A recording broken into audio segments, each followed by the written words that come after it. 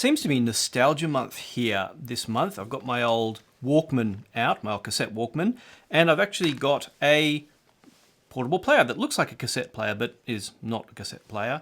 And now Shanling has sent me the EC Zero T, which is, well, literally a portable CD player. It even optionally comes with this quite chunky case, and I still have it folded up, but a strap that you can put on it as well. So you can literally use it as an old school portable CD player. And it's built, honestly, as good as any old classic metal Sony CD player that I've ever seen. Probably better, in fact.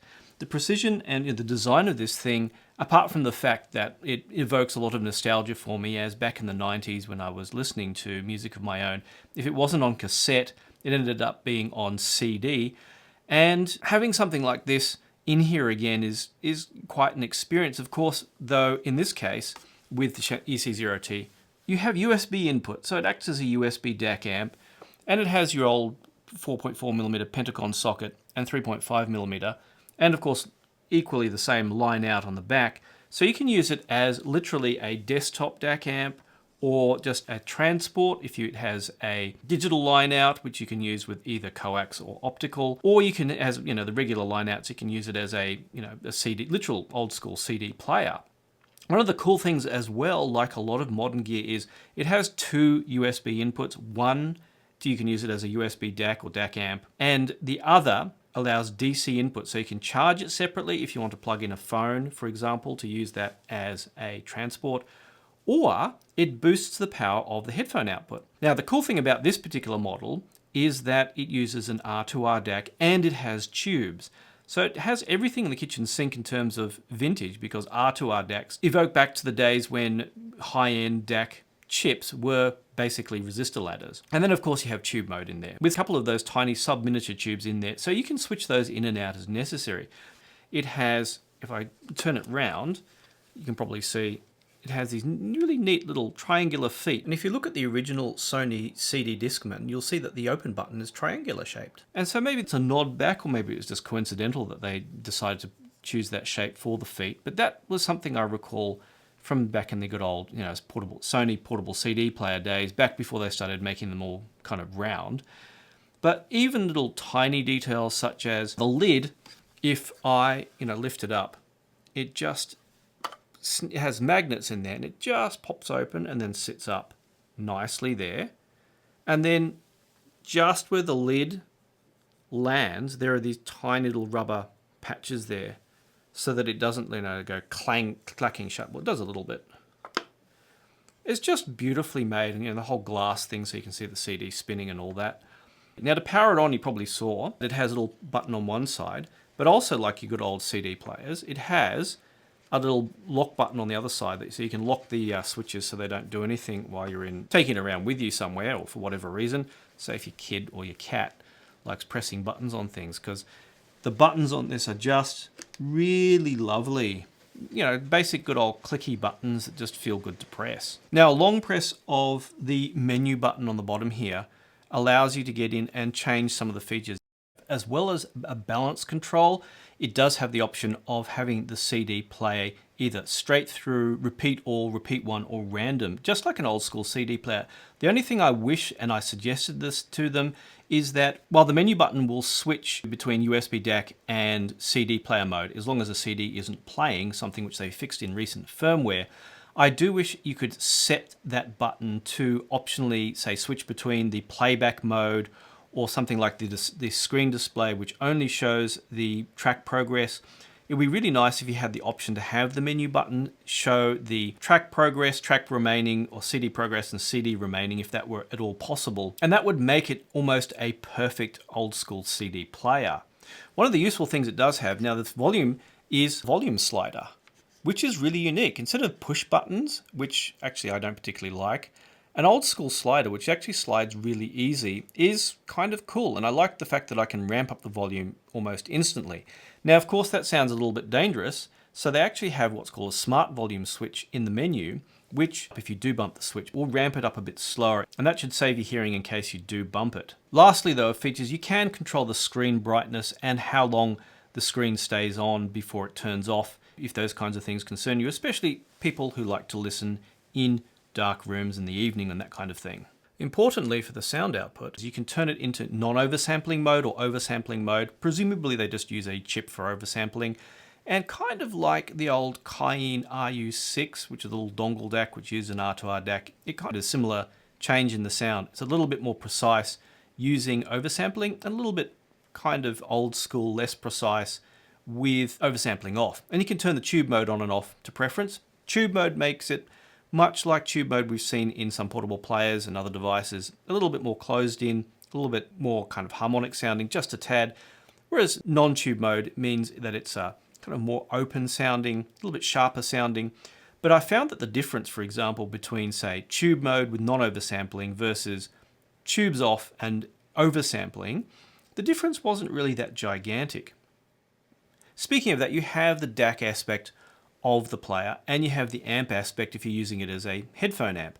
Now, the DAC aspect, probably as R2R DACs go, I didn't find it particularly, I would say, harmonic sounding, say unlike the Hi-Fi Man Serenade I reviewed recently, which has that slightly bloomy sound around the mid-range that you get with R2R DACs. With that one, some transients were a bit blunted versus what you might get with, say, a regular Sigma Delta DAC, but not with the Shanling. It seemed to keep a little bit more precision in there than some of the R2R DACs I've used before, including, for example, that Cayenne RU6 I mentioned earlier. It wasn't a super resolving DAC as things go if I plug this in and use either in USB DAC mode or as a CD player to something like one of the amps I have here.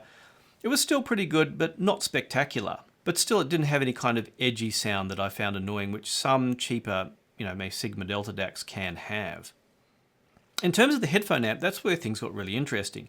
Now, as a battery-powered device, it was kind of what you'd expect at this kind of price range. It did a good job, actually, of driving even some slightly harder and more demanding headphones. If I plugged in things like the Dan Clark Audio headphones, which are also a little bit demanding, it still did a good job, but maybe the bass didn't come through quite as strongly as you'd get with a full desktop amp. However, like I mentioned, you can plug it in as a desktop headphone amp using the DC input, and that will boost the power, especially if you flip the power mode switch at the back to external DC, and then you get a bit more bass dynamics through that. Say if I played some of I've got a whole lot of music which I say what I call DJ music, like Diane and Carmien or Buzu Bajo, or there's a whole heap. Anything where there's a good bass line where you want some bass punch, that came through better definitely, with what seemed like maybe a touch of a volume increase when I put it in DC mode. And I could switch that on the fly to get an idea of what each was like.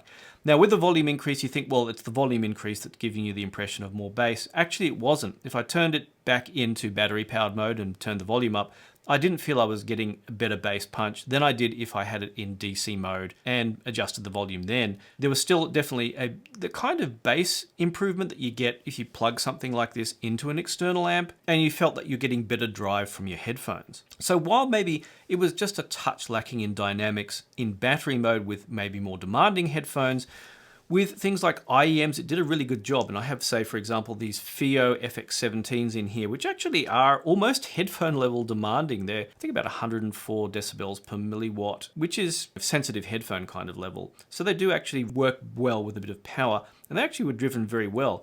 The nice thing is I got out the good old Campfire Audio IEMs and plugged those in, and they are extremely sensitive and pick up noise very easily. I even played a special track which is just dead silence, actually digital silence, with this to engage all the electronics, and there was absolutely no hiss. Unless I had tube mode on and I maxed up the volume, which would be way higher than I would ever use it with in-ear monitors of that type. Then I got a bit of a tube rigging coming through, but otherwise it was dead silent at any normal listening level, including with the tube.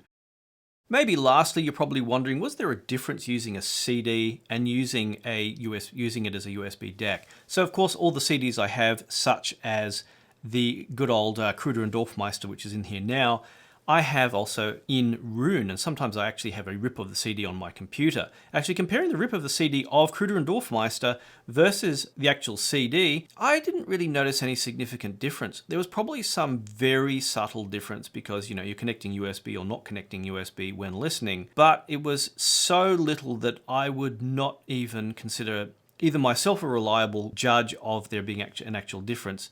I felt maybe actually the USB input was a fraction better, but what's better?